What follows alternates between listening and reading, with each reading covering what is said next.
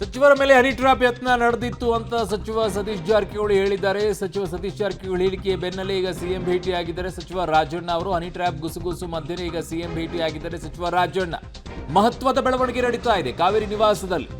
ಅರ್ಧ ಗಂಟೆಗಿಂತಲೂ ಹೆಚ್ಚು ಕಾಲ ಮಾತುಕತೆಯನ್ನ ಮಾಡಿದ್ದಾರೆ. ಸಚಿವರೊಬ್ಬರ ಹನಿ ಟ್ರ್ಯಾಪ್ ಯತ್ನದ ವಿಚಾರವಾಗಿ ಸಿದ್ದರಾಮಯ್ಯನವರ ಜೊತೆಗೆ ಮಾತುಕತೆಯನ್ನ ಮಾಡೋಕೆ ಈಗ ಸಚಿವ ರಾಜಣ್ಣ ಅವರು ಹೋಗಿದ್ದಾರೆ.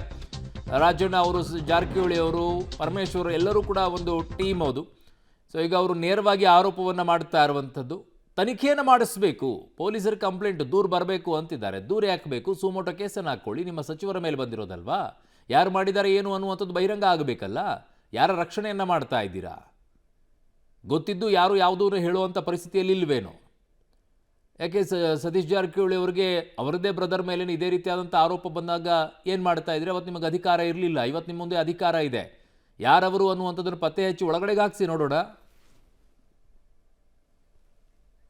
ನನ್ನ ಸಹೋದ್ಯೋಗಿ ಈಗ ಪೊಲಿಟಿಕಲ್ ಬ್ಯೂರೋ ಹೆಡ್ ಆಗಿರುವಂಥ ರವೀಶ್ ನನ್ನ ಸಂಪರ್ಕಕ್ಕೆ ಸಿಗ್ತಾ ಇದ್ದಾರೆ. ರವೀಶ್, ಎಲ್ಲರೂ ಕೂಡ ಆಗ್ರಹಿಸ್ತೀವಿ, ಮನವಿ ಮಾಡ್ತೀವಿ, ದೂರು ಬರಲಿ, ಪೊಲೀಸರು ತನಿಖೆ ಮಾಡ್ತಾರೆ, ಇದನ್ನ ಹೇಳೋದು ಬಿಟ್ಟು ಬೇರೆ ಸಂದರ್ಭದಲ್ಲೆಲ್ಲ ತನಿಖೆಯ ಸಂಸ್ಥೆಗಳಿಗೆ ಕೊಡಬೇಕು, CID ಕೊಡಬೇಕು, ಆ ತನಿಖೆ ಮಾಡಬೇಕು, ಹಾಲಿ ನ್ಯಾಯಾಧೀಶರ ತನಿಖೆ ಮಾಡಬೇಕು ಅಂತೆಲ್ಲ ಹೇಳ್ತಾ ಇದ್ರಲ್ಲ, ಇವತ್ತು ಯಾಕೆ ಹಿಂದೇಟನ್ನು ಹಾಕ್ತಾ ಇದ್ದಾರೆ ಸಚಿವರು?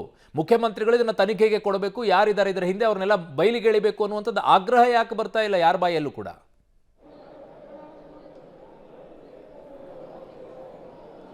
ಅರುಣ್, ಈ ಹನಿ ಟ್ರ್ಯಾಪ್ ವಿಚಾರ ಕಳೆದ 4-5 ದಿನಗಳಲ್ಲೂ ಕೂಡ ದೊಡ್ಡ ಮಟ್ಟದಲ್ಲಿ ಸದ್ದು ಮಾಡ್ತಾ ಇದೆ. ನಿನ್ನೆ ವಿಧಾನಸಭೆಯಲ್ಲಿ ಸ್ವತಃ ಸುನಿಲ್ ಕುಮಾರ್ ಅವರೇ ಒಂದು ವಿಚಾರವನ್ನು ಪ್ರಸ್ತಾಪ ಮಾಡಿದರು. ಅಂದರೆ ಇಬ್ಬರು ಸಚಿವರ ಮೇಲೆ ಒಂದು ಆರೋಪ ಕೇಳಿ ಬರ್ತಾ ಇದೆ, ಅಂದರೆ ಸಚಿವರ ಮೇಲೆ ಒಂದು ರೀತಿಯಲ್ಲಿ ಹನಿ ಟ್ರ್ಯಾಪ್ ಮಾಡೋದಕ್ಕೂ ಕೂಡ ಅಟೆಂಪ್ಟ್ ಮಾಡಿದ್ರು ಅಂತ, ಇದ್ರ ಬಗ್ಗೆ ಸರ್ಕಾರದ ನಿಲುವೇನು ಅಂತಲೂ ಕೂಡ ಪ್ರಶ್ನೆ ಮಾಡಿದರು. ಆ ಸಂದರ್ಭದಲ್ಲೇ ಯಾರೊಬ್ಬರು ಕೂಡ ಸುನಿಲ್ ಕುಮಾರ್ ಅವರಿಗೆ ಟಕ್ಕರ್ ಕೊಡೋ ನಿಟ್ಟಿನಲ್ಲಿ ಯಾರೊಬ್ಬರು ಕೂಡ ಮಾತನಾಡಿಲ್ಲ. ಹಾಗಾಗಿ ಅದು ಬೇರೆ ಬೇರೆ ರೀತಿಯ ಸ್ವರೂಪವನ್ನು ಪಡೆದುಕೊಳ್ತಾ ಇರ್ಬೋದು. ಯಾಕೆಂದರೆ ಇಷ್ಟು ದಿನಗಳ ಕಾಲ ಪರೋಕ್ಷವಾಗಿ ಒಂದು ರೀತಿ ಹೇಳ್ತಾ ಇದ್ರು, ಈಗ ನೇರವಾಗಿ ಸಚಿವರೇ ಹೇಳ್ತಾ ಇದ್ದಾರೆ. ಸ್ವತಃ ಸತೀಶ್ ಜಾರಕಿಹೊಳಿ ಅವರು 2 ಸಾರಿ ಅಟೆಂಪ್ಟ್ ಮಾಡಿದ್ರು ಒಂದು ಹನಿ ಟ್ರ್ಯಾಪ್ಗೆ, ಹಾಗಾಗಿ ದೂರು ಕೊಡೋದಕ್ಕೆ ನಾನು ಹೇಳಿದ್ದೀನಿ, ನಾನು ಕೂಡ CM ಜೊತೆ ಮಾತನಾಡಿದ್ದೀನಿ ಅಂತ. ಇದರ ಬೆನ್ನಲ್ಲೇ ರಾಜಣ್ಣ ಅವರು CM ಸಿದ್ದರಾಮಯ್ಯ ಅವ್ರನ್ನ ಕಾವೇರಿ ನಿವಾಸದಲ್ಲಿ ಭೇಟಿಯಾಗಿ ಮಾತುಕತೆಯನ್ನು ಕೂಡ ನಡೆಸ್ತಾರೆ. ಹಾಗಾಗಿ ಬಹುತೇಕ ಇವತ್ತು ಸದನದಲ್ಲೇ ಆ ಒಂದು ವಿಚಾರವನ್ನು ಪ್ರಸ್ತಾಪ ಮಾಡಿ ಒಂದು ರೀತಿಯಲ್ಲಿ ತನಿಖೆಗೆ ಕೊಡುವಂಥ ಸಾಧ್ಯತೆಯೂ ಕೂಡ ಇದೆ ಅಂತ ಮಾತುಗಳು ಕೇಳಿ ಬರ್ತಾ ಇದೆ. ಅದ್ರ ಬಗ್ಗೆ ಇನ್ನೂ ಕೂಡ ಸ್ಪಷ್ಟತೆ ಇಲ್ಲ.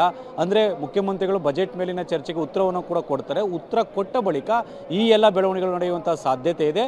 ಈ ಸಂದರ್ಭದಲ್ಲಿ ಯಾರು ಹನಿ ಟ್ರ್ಯಾಪನ್ನು ಮಾಡಿಸಿದ್ರು ಅಂತ, ಅಂದರೆ ಅಲ್ಲಿ ಓದಂಥವರು ಯಾರು, 2 ಬಾರಿ ಓದಂಥ ಹನಿ ಟ್ರ್ಯಾಪ್ ಓದಂಥವ್ರು ಯಾರು, ಅವರಿಗೆ ಯಾರು ಪ್ರಭಾವ ಬೀರಿ ಯಾರು ಮಾಡಿಸಿದ್ರು ಅನ್ನೋದು ಕೂಡ ತನಿಖೆಯಿಂದ ಹೊರಗಡೆ ಬರಬೇಕಾಗತ್ತೆ. ಆದರೆ ಹನಿ ಟ್ರ್ಯಾಪ್ಗೆ ಯಾವ ಸಚಿವರು ಕೂಡ ಒಂದು ರೀತಿಯಲ್ಲಿ ಸಿಕ್ಕಾಕೊಂಡಿಲ್ಲ, ಅದೊಂದು ಅಟೆಂಪ್ಟ್ ಆಗಿದೆ. ಅಟೆಂಪ್ಟ್ ಗೊತ್ತಾಗಿ ಎಲ್ಲ ಒಂದು ಕಡೆ 2 ಬಾರಿ ಅವರಿಗೆ ವಾರ್ನ್ ಮಾಡಿ ಮತ್ತು ಅವ್ರಿಗೆ ಹೊಡೆದು ಕೂಡ ಕಳಿಸಿದ್ದಾರೆ ಅನ್ನೋ ಮಾತುಗಳು ಕೂಡ ಕೇಳಿ ಬರ್ತಾ ಇರ್ತಕ್ಕಂಥದ್ದು. ಇದು ಸರ್ಕಾರ ಮಟ್ಟದಲ್ಲಿ ಒಂದು ರೀತಿಯಲ್ಲಿ ಸಂಚಲನ ಉಂಟು ಮಾಡಿದೆ. ಯಾಕೆಂದರೆ ನೇರವಾಗಿ ಸತೀಶ್ ಜಾರಕಿಹೊಳಿ ಒಂದು ಮಾತನ್ನು ಹೇಳ್ತಾರೆ, ನಮ್ಮ ಪಾರ್ಟಿಯವರು ಇರ್ಬೋದು, ಬೇರೆಯವರು ಇರ್ಬೋದು, ಎಲ್ಲರನ್ನೂ ಕೂಡ ಒಂದು ರೀತಿಯಲ್ಲಿ ಮಾಡ್ತಾ ಇದ್ದಾರೆ, ಹಾಗಾಗಿ ಇವ್ರಿಗೆ ಶಿಕ್ಷೆ ಆಗಬೇಕು ಅಂತ. ಇನ್ನೊಂದು ಕಡೆ DK ಶಿವಕುಮಾರ್ ಅವರು ಹೇಳ್ತಾರೆ, ಯಾರು ಹನಿ ಟ್ರ್ಯಾಪ್ ಆಗಿದೆ, ಅಟೆಂಪ್ಟ್ ಆಗಿದೆ, ಅವರೋಗಿ ಪೊಲೀಸರಿಗೆ ದೂರನ್ನು ಕೂಡ ಕೊಡಲಿ ಅನ್ನೋ ಮಾತುಗಳನ್ನು ಕೂಡ ಅವ್ರು ಹೇಳಿರ್ತಕ್ಕಂಥದ್ದು. ಹಾಗಾಗಿ ಇದು ಬೇರೆ ರೀತಿ ಮುಂದಿನ ದಿನಗಳಲ್ಲಿ ಇದು ಬೇರೆ ರೀತಿಯ ಟರ್ನ್ ತೆಗೆದುಕೊಳ್ಳುವಂಥ ಚಾನ್ಸಸ್ ಜಾಸ್ತಿ ಇರುತ್ತೆ.